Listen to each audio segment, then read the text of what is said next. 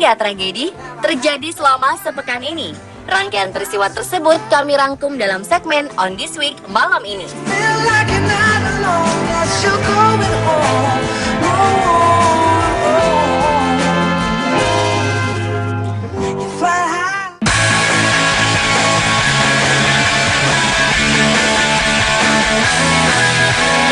Sebuah penampakan objek terbang misterius atau UFO muncul di langit Groningen, Belanda. Jika biasanya penampakan UFO berwarna samar, kali ini ia terlihat berwarna hijau menyala. Seorang blogger bernama Harry Thornton mengaku memotret penampakan tersebut saat ia mengabadikan badai di Groningen. Awalnya Thornton bermaksud memotret fenomena alam itu untuk diposting dalam blog. Namun saat ia memeriksa kameranya untuk meninjau beberapa jepretan, ia melihat ada yang menarik. Terdapat penampakan UFO berbentuk mirip ubur-ubur melayang di langit malam. UFO itu memancarkan cahaya hijau terang, kontras dengan warna langit saat itu. Awalnya ia berpikir kalau itu adalah kilatan petir, namun ketika diamati lebih baik, bentuknya mirip UFO. Hasil jepretan Burton pun menimbulkan berbagai spekulasi. Ia pun memiliki anggapan sendiri. Menurutnya, itu merupakan sesuatu yang terkait meteorologi. Mungkin sinar matahari mengintip melalui awan badai dan menciptakan efek tersebut.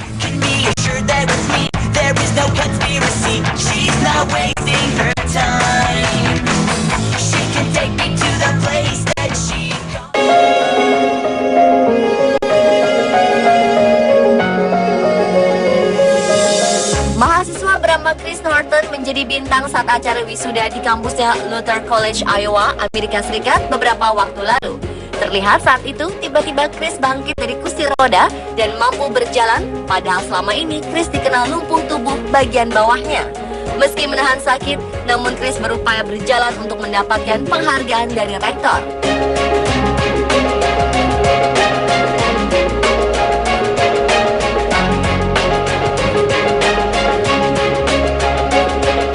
Usahanya pantas diacungkan jempol.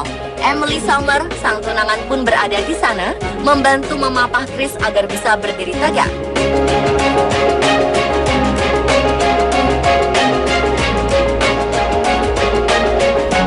Selama ini, Chris divonis mengalami kelumpuhan total dan hanya memiliki kemungkinan 3% untuk sembuh. Hal ini dikarenakan cedera patah tulang yang ia derita sejak 2010 lalu akibat bermain sepak bola.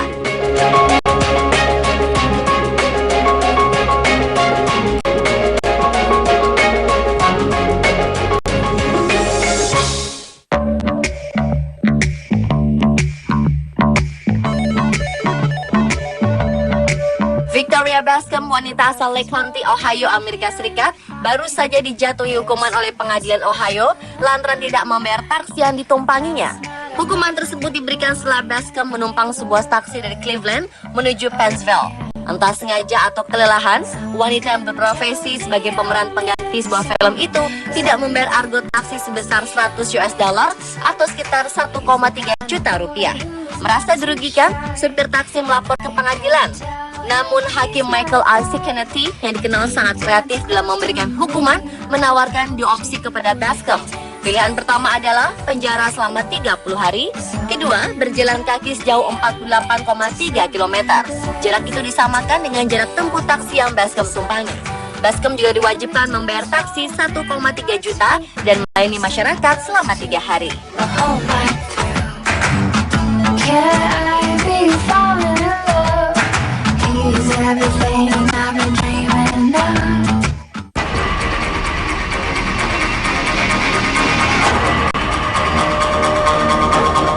Mungkin kedengarannya aneh, seperti adegan dalam film horor. Namun bagi Thomas Kennedy dan keluarganya, tembok berdarah di apartemennya merupakan kejadian nyata. Adalah putra Kennedy yang pertama kali melihat rembesan darah di dinding apartemen mereka di Oklahoma, Amerika Serikat. Awalnya Thomas mencoba membersihkannya dengan spons, namun darah tersebut kembali keluar. Kennedy pun akhirnya menghubungi polisi. Polisi kemudian melakukan pemeriksaan hingga akhirnya mendapati temuan mengerikan. Cairan berwarna merah tersebut ternyata adalah darah tetangga Thomas yang merembes di dinding apartemennya. Polisi menemukan pria yang tinggal bersebelahan dengan Thomas sudah tewas. Ia ditemukan tewas karena terjatuh dan kepalanya terbentur dinding. Sekarang keluarga Kennedy memilih untuk pindah ke unit apartemen lain.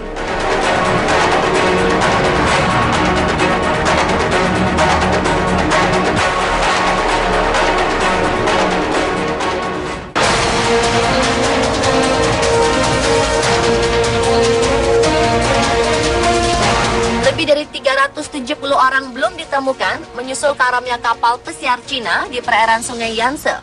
Musibah ini merupakan kecelakaan kapal terburuk di Cina dalam 70 tahun terakhir. Sebelumnya pada awal tahun 1948, kapal Tiangyang meledak di Sungai Huangpu dan menewaskan lebih dari 1.000 orang. Kapal pesiar bernama Dongfang Jixing atau dalam bahasa Indonesia berarti Bintang Timur merupakan kapal pesiar bertingkat 4. Kapal tersebut mengangkut 405 penumpang asal Cina, 5 karyawan biro perjalanan, dan 47 awak. Kapal tersebut tenggelam dihantam badai pada 1 Juni lalu. Sampai berita ini dibuat, sudah ada 39 jasad yang ditemukan dan 14 orang berhasil diselamatkan termasuk sang kapten. Sedangkan sisanya masih hilang. Kapal tersebut bertolak dari kota Nanjing menuju Chongqing yang berjarak 1.500 km. Namun baru separuh jalan, kapal tersebut karam dihantam badai. Tim penyelamat tidak menyerah melakukan pencarian korban, meskipun harapan untuk menemukan korban selamat semakin menipis.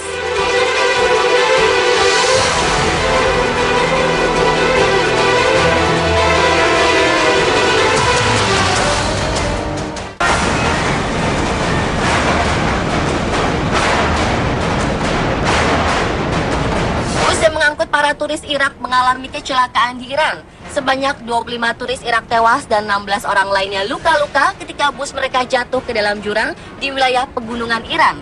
Salah satu teori penyebab kecelakaan tersebut adalah rem bus yang blong, hingga supir bus tak bisa mengendalikan laju kendaraan.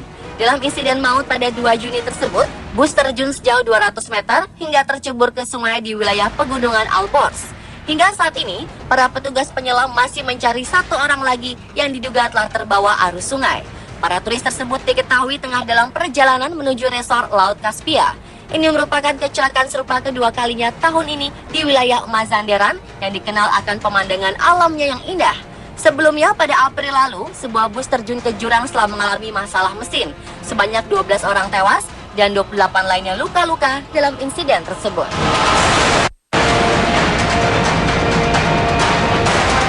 Pemirsa, itulah On This Week versi On The Spot.